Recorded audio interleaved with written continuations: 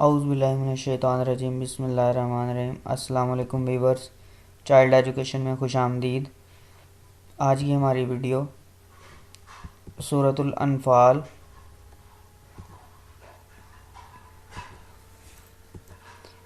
یہ سورۃ انفال جو ہے یہ مدنی صورت ہے، سن 2 ہجری میں نازل ہوئی۔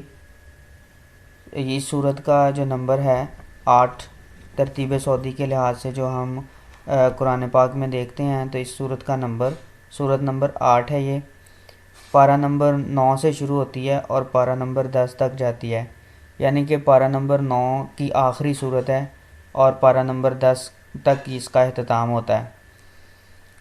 اس کے بعد رکوع ہے، ان میں رکوعات کی جو تعداد ہے وہ 10 ہے۔ سورۃ انفال کے رکوعات 10 ہیں۔ اس کی آیات 75، ٹوٹل آیات 75 ہیں، 75 آیات کی ایک صورت ہے۔ اس کا نزول جس طرح میں نے آپ کو پہلے بتایا 2 ہجری میں یہ نازل ہوئی، اور اس کا پس منظر کی بات ہم آگے چل کے کرتے ہیں۔ اس کے ٹوٹل حروف 1243 یعنی 1243 حروف ہیں، اور الفاظ 5299 اس طرح یہ صورت کی مختصر سی تفصیل ہے۔ اس صورت کا پس منظر جو ہے وہ غزوہ بدر ہے۔ غزوہ بدر اسلام اور کفر کا پہلا معرکہ جو وقوع پذیر ہوا سن 2 ہجری میں، تو اس کا پس منظر غزوہ بدر ہے، جس میں اللہ تعالیٰ نے مسلمانوں کو واضح فتح عطا فرمائی۔ کفار کا 1000 کا لشکر، جبکہ مسلمانوں کے لشکر کی تعداد صرف 313 تھی، اللہ تعالیٰ نے مسلمانوں کو فتح یاب فرمایا۔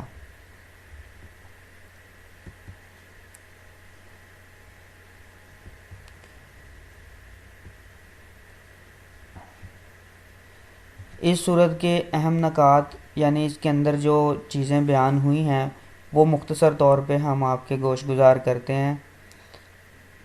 سب سے پہلی جو چیز اس میں بیان ہوئی وہ پہلے رکوع کے اندر، یعنی پہلی چند آیاتوں میں اللہ تعالیٰ نے مومنین کی صفات بیان کی ہیں کہ مومن جو ہیں وہ کس طرح کے ہوتے ہیں، ان کی نشانیاں کیا کیا ہیں۔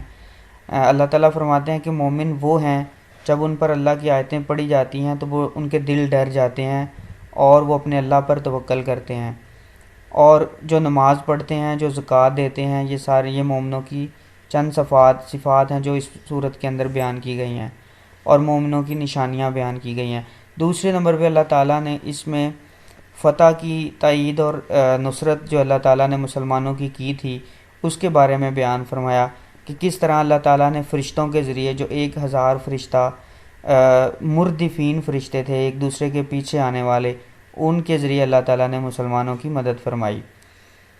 پھر اس کے اندر مال غنیمت کے بارے میں بیان کیا گیا ہے کہ مال غنیمت کو کس طرح سے ڈیوائیڈ کرنا ہے، کیونکہ اسلام سے پہلے جو مال غنیمت ہوتا تھا وہ اس وقت کے مسلمانوں کے لیے وہ حلال نہیں ہوتا تھا۔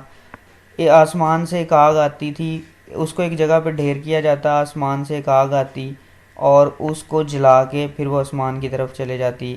اس کا مطلب یہ ہوتا تھا کہ وہ جنگ جو ہے اور اس کا مال غنیمت جو ہے وہ اللہ کے ہاں قابل قبول ہے۔ لیکن جب رسول اکرم صلی اللہ علیہ وآلہ وسلم اس دنیا میں تشریف لائے تو آپ نے آپ کی آنے کی برکت سے آپ نے اس مال غنیمت کو بھی اللہ تعالیٰ نے حلال کر دیا اور مال غنیمت مسلمانوں میں ڈیوائیڈ ہونے لگا۔ لیکن یہ نہیں پتہ تھا کہ مال غنیمت جو جنگ کے طور پہ جیتا ہوا مال ہے، جو کفار چھوڑ کے بھاگ جاتے ہیں شکست کھا کے، تو وہ مال کس طرح سے ڈیوائیڈ ہوگا، وہ مال کس طرح سے تقسیم ہوگا مجاہدین کے اندر۔ تو اللہ تعالیٰ نے اس صورت کے اندر مال غنیمت کو تقسیم کرنے کے حوالے سے آیات بھی نازل کیں، اور پھر مسلمانوں کو یہ بتایا کہ کس طرح سے مال غنیمت جو ہے اس کو تقسیم کرنا ہے۔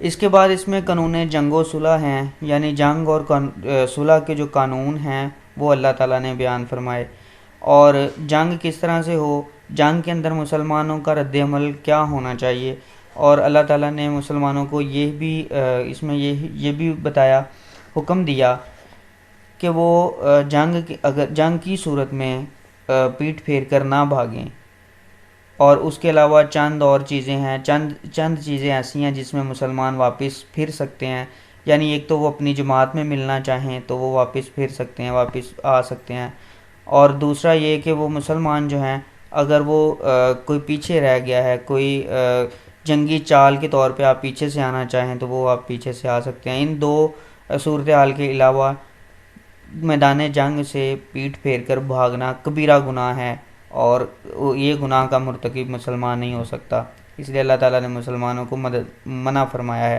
پھر اس میں صلح کے قانون ہیں، پھر اس میں قیدیوں کے قانون ہیں کہ قیدی جو ہے وہ اگر آپ کے پاس آتے ہیں تو آپ کا رد عمل ان کے بارے میں کیا ہونا چاہیے اور کس طرح سے ان کے ساتھ سلوک کیا جائے۔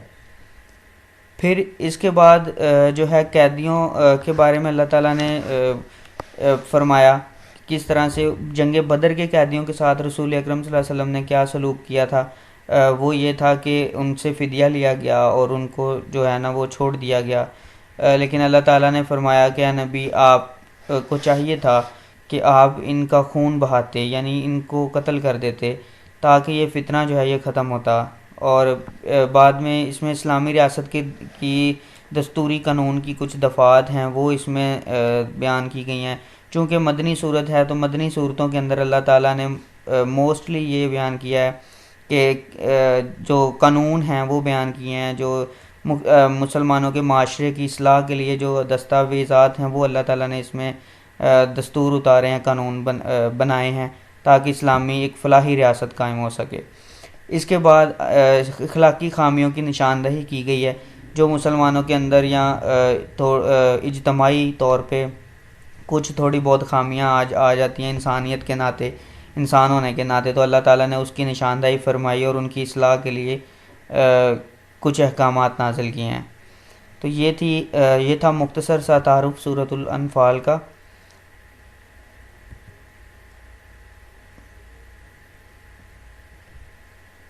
ویورز بہت شکریہ، ہمارے چینل کو لائک کریں، شیئر کریں اور چینل کو سبسکرائب کریں۔